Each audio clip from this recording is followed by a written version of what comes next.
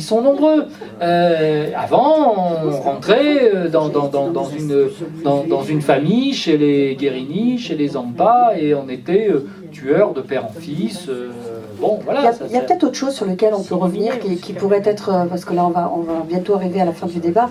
Quelque chose qui est intéressant aussi, c'est la différence justement entre ces petites frappes, comme vous dites, mais qui font quand même beaucoup de dégâts et qui sont abominables au sein de la cité, parce que ça rend malheureux beaucoup de gens finalement, et puis ça détruit l'être collectif. Mais il y a ces parrains justement dont vous parlez, et quand à la lecture de votre livre, c'est vrai que là on parle plutôt de la mafia au sens vraiment classique du terme, et on parle également de la manière dont ils écoulaient l'argent, parce que vous expliquez aussi les grandes plaques tournantes, comment les banques, au Luxembourg notamment que vous citez, comment c'est souvent aussi les casinos, donc les centres de jeu, il faut bien qu'il y ait le blanchiment d'argent, donc je pense que le réseau, il est peut-être moins, moins visible dans ces petites frappes qui se font remarquer régulièrement, mais alors en arrière-fond, il y a une organisation absolument abominable.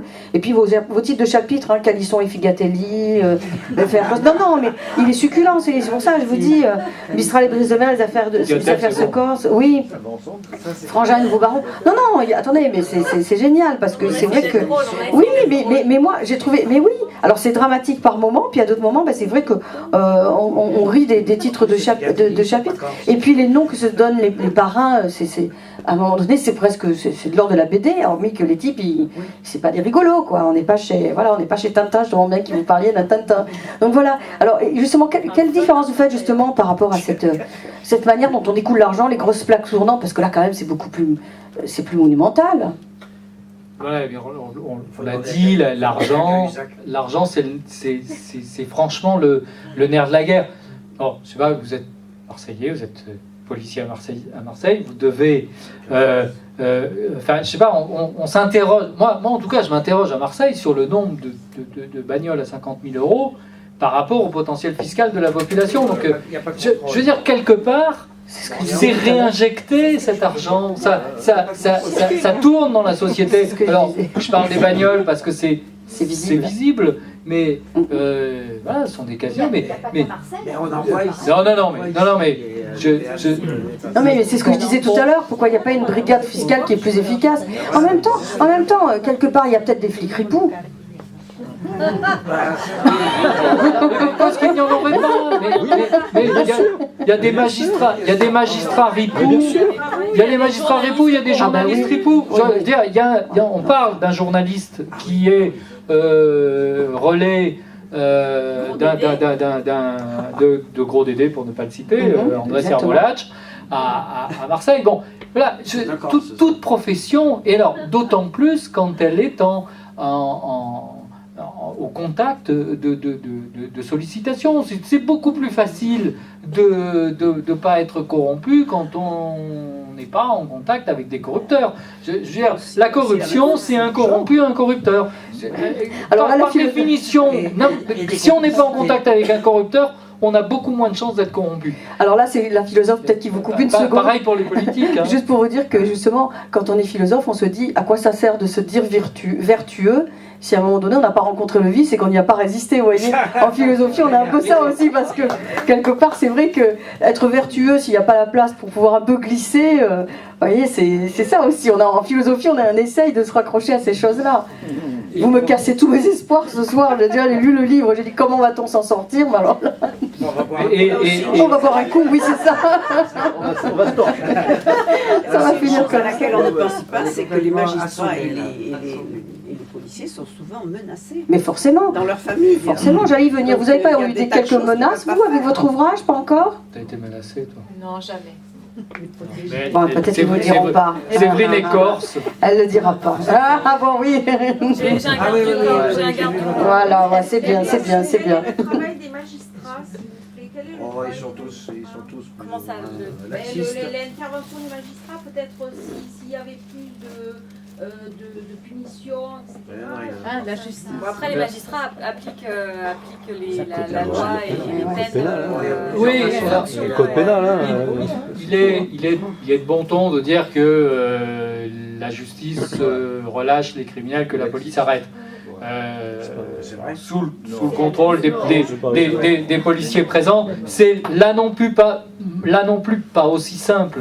Dans le système, grosso modo, les policiers font une enquête, réunissent un certain nombre d'éléments qui leur permettent, à un moment donné, de rentrer en opération, d'arrêter un certain nombre de gens, de les interroger et de constituer un dossier qui constitue, avec un PV de transmission au parquet, où sont recensés un certain nombre de faits, de déclarations qui sont constitutifs de présomption de culpabilité, même si c'est politiquement pas convenable de le dire comme ça, mais en tout cas un faisceau de présomption.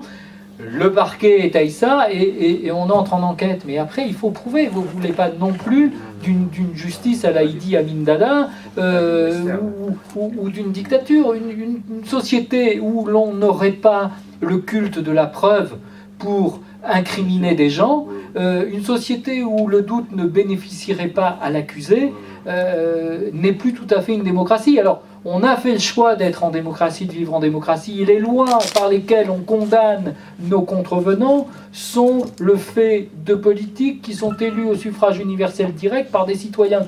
Donc, qui à un moment donné, Alors, après, ça dysfonctionne, la démocratie c'est le plus mauvais des systèmes à l'exception de tout autre, disait Churchill, donc bien sûr que ça dysfonctionne, mais grosso modo, on ne parle pas des trains qui arrivent à l'heure. Et la SNCF a quand même dit souvent que 95% de ces trains arrivent à l'heure, mais de cela on n'en parle pas, on parle des TGV qui n'arrivent pas à l'heure. Donc c'est pareil, évidemment, on parle de tous les dysfonctionnements dans le système police-justice. Sans doute que les policiers défèrent au parquet un certain nombre de gens et que ils sont déçus et peut-être peuvent-ils en vouloir, peut-être peuvent-ils faire des reproches à des magistrats de ne pas avoir réussi à démontrer la culpabilité ou à avoir fait preuve d'une certaine mansuétude quant au quantum des peines qui sont distribuées. Le magistrat renvoie aussi. Ah oui. Le magistrat peut renvoyer. Il me semble quand même que pour un délinquant, non mais excusez-moi, mais il me semble quand même que pour un délinquant qui touche peut-être un chômage ou un RSA, qui roule en Porsche, excusez-moi, mais il faudra m'expliquer comment on démontre ou comment on ne démontre pas. J'ai un peu du mal moi avec mais ça. oui, mais madame, il faut vous dire qu'ils ont les tickets, de tiercé gagnants dans la poche. Et on les arrête, ils roulent en Porsche et ils sont au RSA. Mais madame, j'ai gagné au tiercé. Regardez, j'ai le ticket gagnant, ils les rachètent. Bon, moi je vais jouer au tiercé, je vais changer de métier, c'est plus possible. Il va falloir que il y a des parades, il faut bien penser que ça n'est pas aussi simple. Bien sûr, sinon on arrête toutes les Porsche qui circulent et 9 sur 10 sont des voleurs. Mais bon, voilà, 9 chauffeurs de Porsche sur 10 sont des voleurs. Non, oh, quand même. Mais bien sûr que c'est pas vrai. Mais si c'était aussi simple. On va interdire la vente de Porsche en France. Voilà. Ben, Non, ils ont des parades. Hein, oui, je me doute bien. Je me doute. Sûr que... Bon, tout ça pour dire en fait que, écoutez, là on a passé quand même un bon moment ensemble. C'était important de dire des choses et puis de se chamailler autour de la question. Est-ce que vous allez faire un livre sur la Corse? Peut-être pas que sur la Corse, mais on va refaire des photos. Tous les deux.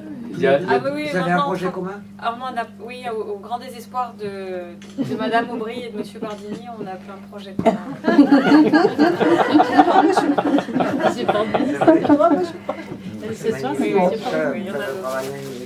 Écoutez, moi je vous remercie pour votre attention, je remercie les invités parce que je vous ai un peu, en tant que philosophe, c'était normal que j'attaque un peu sur des sujets.